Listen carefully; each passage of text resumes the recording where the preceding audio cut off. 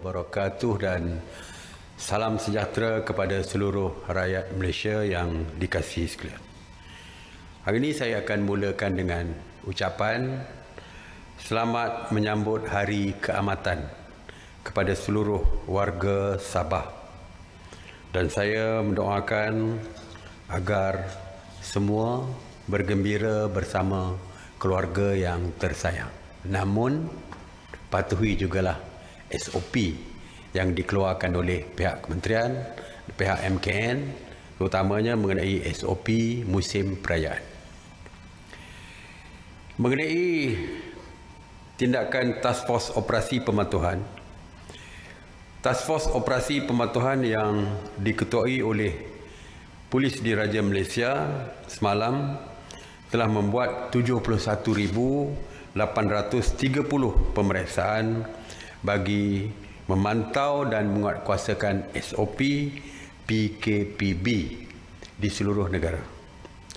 Sebanyak 4,826 pasaraya, 5,360 restoran, 800 penjaja dan 1,151 kilang serta 3,826 bank telah diperiksa. Pemeriksaan juga telah dibuat di 2,119 terminal pengangkutan darat, 241 terminal pengangkutan air dan 140 terminal pengangkutan udara. Pasukan Task Force Operasi juga telah memeriksa sebanyak 22,272 kenderaan persendirian, 1,894 kenderaan awam dan 420 vessel. Dan turut diperiksa adalah 1,761 pasar awam, 4,313 tempat ibadah, 2,980 tempat riadah dan 659 tapak binaan. Sebanyak 3,712 pasukan pematuhan telah membuat pemantauan yang melibatkan seramai 19,688 anggota. PDRM juga telah mengenakan 147 sekatan jalan raya rentas sempadan negeri di seluruh negara dan memeriksa 240,268 kenderaan. Semalam, PDRM telah menahan 114 individu di atas kesalahan engkar SOP PKPB dan daripada jumlah itu, seramai 108 individu telah pun direman manakala 6 lagi diberikan jaminan polis. PDRM turut mengeluarkan kompaun kepada 471 individu di atas pelbagai kesalahan engkar SOP PKPB. Daripada jumlah 300 kompaun dikeluarkan di Balai Polis, 1 kompaun dikeluarkan atas kesalahan ziarah Aidilfitri. Ada lagi awam ziarah Hari Raya ke-6. Sebanyak 171 kompaun dikeluarkan di lapangan dan daripada jumlah tersebut sebanyak 76 kompaun dikeluarkan di sekatan jalan raya. Jadi sekali lagi saya ingatkan bahawa tindakan akan terus, pemantauan akan terus dilakukan oleh pihak berkuasa dan tindakan juga pasti akan diambil jika berlaku keengkaran kepada SOP pematuhan, keengkaran kepada SOP dan juga peraturan di bawah PKPB ini. Sebelum ini saya telah pun mengumumkan bahawa perjalanan rentas negeri tidak dibenarkan sama sekali.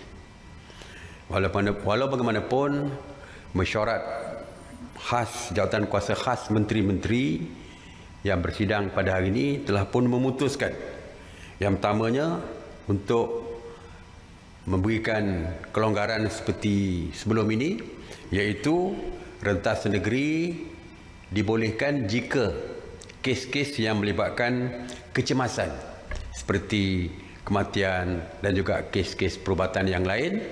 Begitu juga dengan urusan kerja seperti berulang-alik daripada rumah ke tempat kerja.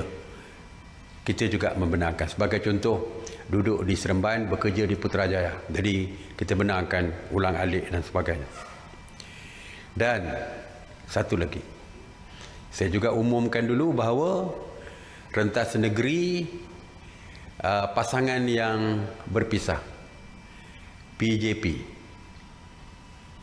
ya, kita kata kita benarkan dan kita hentikan sebelum musim perayaan Hari Raya. Dan pada hari ini mesyuarat juga bersetuju bahawa larangan tersebut ditarik balik, maka pasangan suami isteri yang terpisah bolehlah travel ataupun berjalan untuk merentas negeri untuk berjumpa dengan pasangan masing-masing dan juga keluarga, anak dan sebagainya. Jadi, dan ianya semua kelonggaran ini akan bermula pada 1 Jun, iaitu hari Isnin. Hari ini hari Sabtu, Ahad, Isnin, dah boleh dah memulakan perjalanan. Walaupun secara keseluruhannya rentas negeri masih lagi tidak dibenarkan. Sebab-sebab lain tidak dibenarkan. Ya, pihak polis tidak akan meluluskan selain daripada sebab-sebab yang saya sebutkan tadi. Mengenai op sanitasi awam di bawah kawal selia KPKT sejak 30 Mac 2020, KPKT telah pun melakukan 7,286 operasi yang merangkumi 131 zon.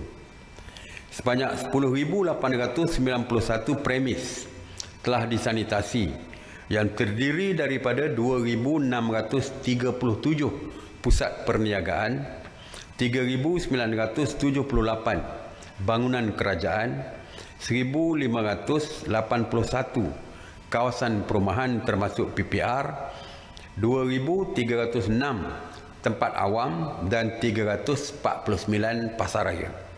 Semalam, sebanyak 71 operasi sanitasi yang meliputi 42 zon di 11 buah negeri. Antaranya adalah Sabah 19 operasi, Sarawak 13 operasi dan Melaka 12 operasi.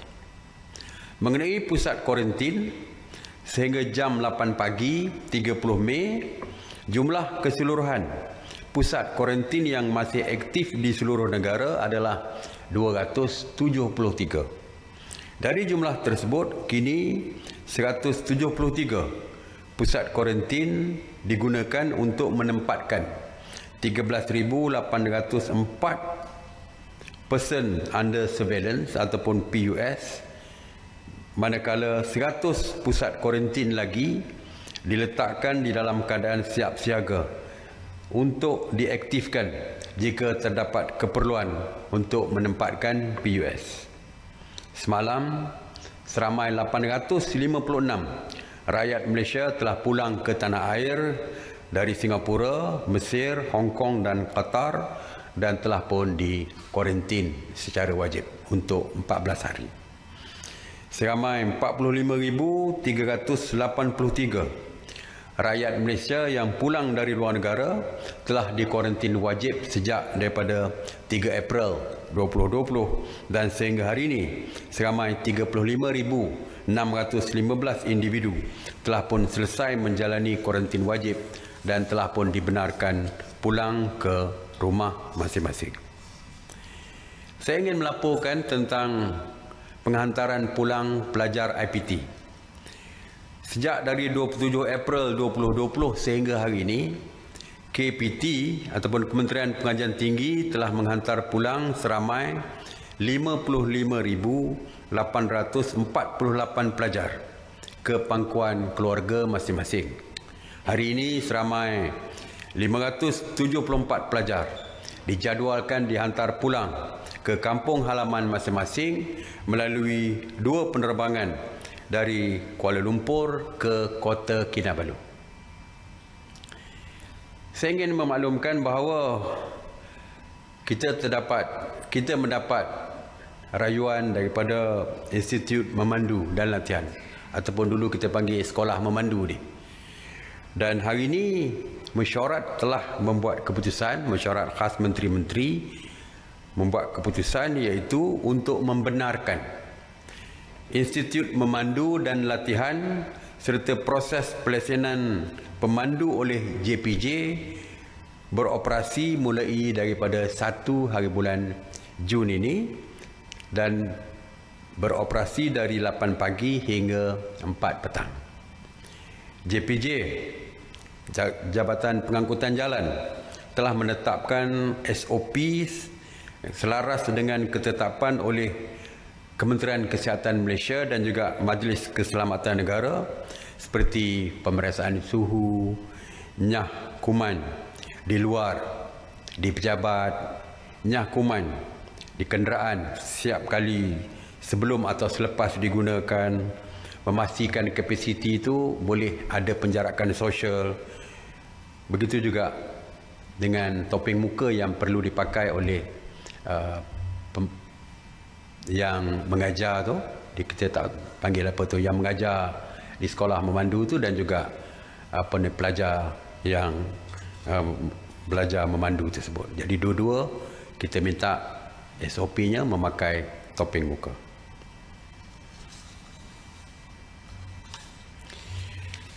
Saya ingin melaporkan sedikit tentang pendatang tanpa izin yang saya sebutkan dipersetujui oleh beberapa negara untuk menerima kembali rakyat mereka. Saya ingin mulakan dengan laporan mengenai saringan COVID-19 bagi parti yang berada di 3 depo immigration, iaitu di Bukit Jalil, di Semenyih dan juga di KLIA.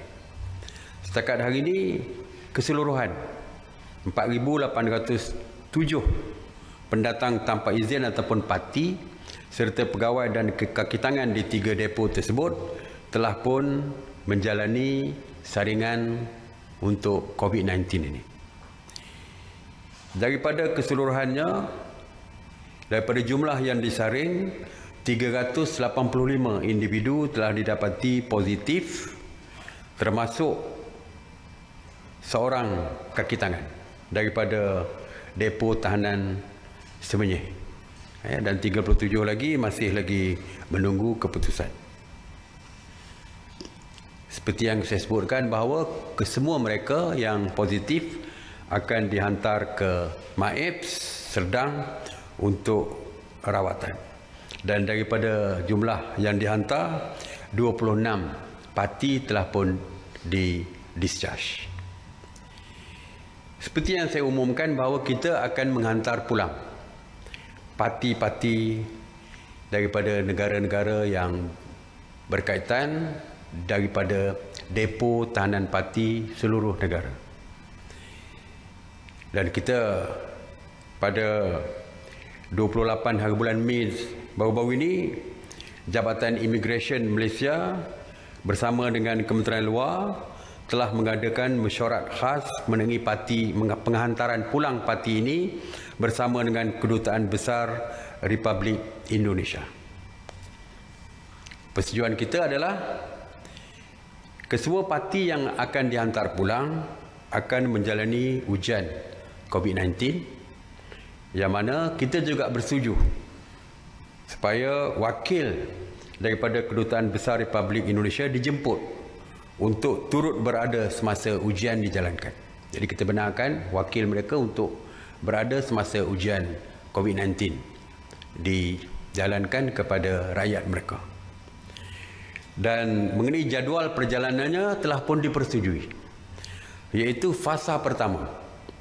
Penghantaran pulang parti akan bermula pada 6 Jun 2020 dan akan melibatkan 2,189 warga Indonesia yang berada di depo-depo imigresen di Semenanjung dan juga Sarawak. Manakala daripada depo imigresen Sabah seramai 672 parti daripada Indonesia akan dihantar pulang. Kumpulan pertama yang melibatkan 450 parti akan dihantar pulang dengan 3 penerbangan ke Jakarta, Medan dan Surabaya, dan pada 6 Jun 2020 dan akan diikuti pada 10 Jun 2020 dengan penghantaran 445 parti ke Jakarta, Medan dan Surabaya. Proses penghantaran juga akan menggunakan jalan laut, di mana 1,294 parti dijadualkan berlepas ke Medan pada 22 Jun 2020. Manakala fasa kedua akan melibatkan 2,623 parti yang akan dihantar pulang dalam masa 2 bulan daripada sekarang. Jadi yang ini belum siap lagi dokumen perjalanan untuk pulang ini. Jadi Kedutaan Indonesia sedang menyediakan dokumen perjalanan dan kita akan menghantar secara beransur-ansur dalam masa 2 bulan daripada tarikh penghantaran pertama mereka. Bagi kaki tangan pegawai daripada Kedutaan Besar Republik Indonesia, kita juga membenarkan untuk membuat lawatan konsular bagi menguruskan urusan dokumentasi parti yang belum mempunyai dokumen perjalanan. Jadi kita benarkan mereka membuat lawatan untuk menyediakan dokumen perjalanan tersebut. Oleh itu, saya bagi mewakili kerajaan Malaysia ingin merakamkan ucapan penghargaan kepada kerajaan Indonesia di atas segala kerjasama yang diberikan kepada kita untuk membawa pulang rakyat mereka yang berada di pusat tahanan depo di seluruh negara. Ketika ini, Jabatan Imigresen dan juga Wisma Putra sedang berbincang dengan Kedutaan Nepal dan Bangladesh dan juga bersetuju untuk menghantar pulang iaitu 246 pendatang tanpa izin ataupun parti dari Nepal dan 2,476 parti daripada Bangladesh. Dan berita yang terbaru kita terima ialah Kedutaan Kemboja, Kedutaan Kampuchea juga telah bersetuju untuk menghantar pulang warga mereka yang sedang berada di depo tahanan imigresen.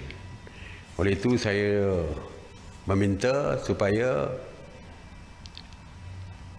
kedutaan-kedutaan lain daripada warga-warga lain yang mana rakyat mereka masih berada di pusat tahanan juga tampil untuk berbincang dengan kita untuk memastikan kita boleh menghantar pulang rakyat mereka ke negara mereka. Jadi itu saja yang saya nak sampaikan. Sekali lagi terima kasih kerana saya difahamkan pematuhan semakin baik sama ada di jalan raya ataupun di kampung-kampung ataupun di bandar-bandar lain yang mana tidak ada lagi isu-isu yang berkaitan dengan pelanggaran SOP hari raya, perayaan dan juga SOP di jalan raya. Yang tidak ramailah yang diarahkan pusing balik dan sebagainya. Jadi saya percaya kalau kawalan kendiri seperti ini dapat diteruskan, InsyaAllah PKPB yang kita laksanakan ini mungkin dapat kita tamatkan dengan lebih cepat lagi. Dan saya percaya apabila pematuhan dan juga kawalan kendiri ini dapat dilaksanakan, saya percaya jumlah COVID positif di negara kita akan terus berkurangan. Hari ini kita sudah lihat bahawa jumlah COVID positif semakin berkurangan. Kurang daripada 10 sejak 1 hari 2 hari yang lepas. Dan kalau pematuhan ini diteruskan, saya percaya jumlahnya akan terus berkurangan. Jadi terima kasih sekali lagi. Seruan saya seperti biasa, terus kekal di rumah, bagi terus kekal selamat. Stay home, stay safe. Saya buka kepada soalan. Assalamualaikum Datuk Seri, saya Rospalis dari Bernama. Selepas Ibu Negara, parti kini dilaporkan mula beralih angin menjadikan pinggir bandar sebagai penempatan mereka, antaranya Sungai Buloh, Sungai Besi, Pekan Subang Lama, Serdang dan Kelang. Memandangkan masih terdapat kes COVID dalam kalangan warga asing, adakah pemeriksaan akan dilakukan di kawasan-kawasan tersebut? Ya. Seperti saya katakan bahawa tindakan mengesan dan menangkap parti berterusan. Tak kiralah waktu COVID, waktu PKP, sebelum PKP atau selepas PKP. Dan juga tak kira di mana, Kuala Lumpur, di luar Kuala Lumpur, di mana-mana saja. Jadi tindakan Jabatan Immigration dan agensi-agensi penguatkuasa lain akan terus menjalankan tugas mereka untuk memburu dan menangkap parti-parti ini. Cuma saya nak sebutkan, oleh kerana disebutkan Sungai Buloh tadi, video yang dikeluarkan baru-baru ini yang menunjukkan sebuah perkampungan Bangladesh kononnya yang baru.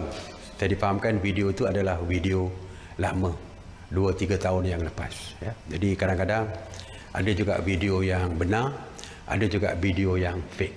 Kalau video yang benar, terima kasih kepada pihak penguatkuasa, tentu saja akan mengambil tindakan segera. Okey. Assalamualaikum Datuk Seri, saya Syabiha bernama. Okey Datuk Seri, semalam dilaporkan bahawa pelajar Malaysia, terutamanya pelajar perubatan yang mahu kembali ke Indonesia untuk menyambung ke pengajian perlu ikut SOP yang ditetapkan oleh negara itu. Jadi soalan saya, adakah kerajaan kita membenarkan pelajar-pelajar ini untuk ke Indonesia walaupun situasi COVID di sana agak tinggi? Ya. Setakat ini, ke mana saja rakyat kita nak keluar negara tidak dibenarkan. Setakat hari ini tidak dibenarkan. Dan setengah-setengah negara pun tidak menerima pun kemasukan rakyat negara lain ke negara mereka.